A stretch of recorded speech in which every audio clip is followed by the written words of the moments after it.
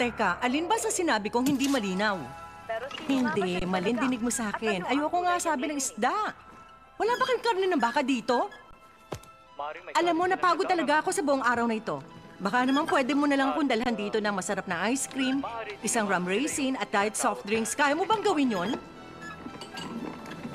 Ngayon naman, pinaghihintay mo ko. Sa tulong ng aking therapy, pwede nilang maunawaan ang problema. Dahil dito, mawawala ang nagpapabigat sa kanila at makapagpapatuloy na sila. Si Harry ay namatay ilang taon nang nakakaraan ngayon, pero miserable siya at hindi makaalis sa aming apartment. Kaya tinawagan ko si Dr. Harvey. Dumating naman siya at pagkaraan ng ilang araw, si Harry ay umalis. Nakangiti pa. Ang living impaired ay talagang nagmumulto sa ibang lugar. Ang tanong ko, bakit nila ito ginagawa?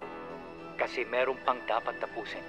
Ang mga multo ay may mga espiritong may layunin, may unfinished business. At trabaho ko ngayon na alamin kung ano mga yun. Kaya naman si Dr. James Harvey ay patuloy sa trabaho niya. Kasama pa rin ang anak niya sa bawat biyahe. Sa linggong ito sila'y nasa Santa Fe. Sa isang linggo pa, sinong nakakaalam? Ngayon, dumako naman tayo mula sa doktor. Oo, narito pa ako. I-connect mo ako sa Santa Fe.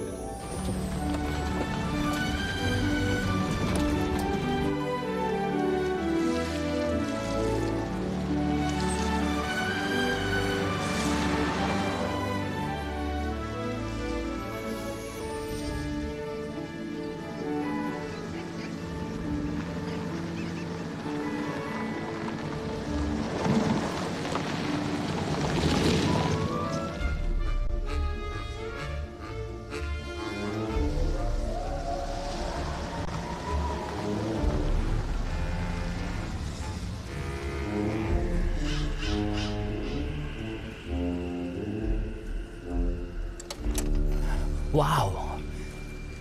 Hindi na ito masama. Kung ikaw si Stephen King. Dr. Harvey, hello! Ako si Carrigan Crittenden at ito naman si Dibs. Hello. Isa akong malapit at personal na kaibigan. At ito naman ang aking anak na si Kat. Ang kanyang malapit at personal na anak. Natutuwa akong makilala ka. Oo nga, nakakatuwa ka nga. Maganda palang anak mo, Dr. Harvey. At talagang maganda. Sobrang saya ko na nakarating kayong mag-ama dito sa whip staff. Oh, masayang masaya. Kaming dalawa yun. Alam mo, medyo nasasaktan mo na ako. Sorry. Ngayon, Dr. Harvey, masasabi mo ba sa akin kung gaano katagal matatapos ang lahat? Siguro naman papasok ka. At pagkatapos mag-spray at tapos na. Hindi. Katulad ng tradisyonal na paggagamot, maaaring abutin ng ilang linggo o taon ang dapat Teka, sandali lang. Tama pang narinig ko, sinabi mong ilang taon? Pwede mangyari yon. Hindi pwede. Ilang araw, pwede. Ilang linggo, siguro. Pwede siguro. Ilang buwan, hindi pwede.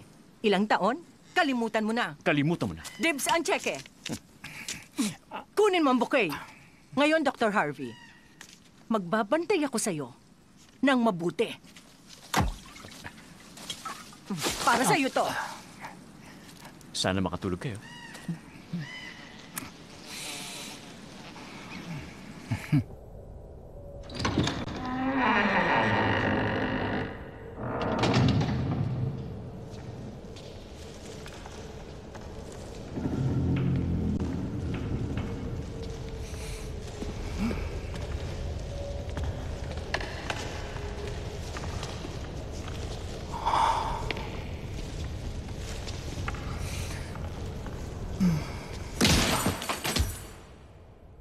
Wow!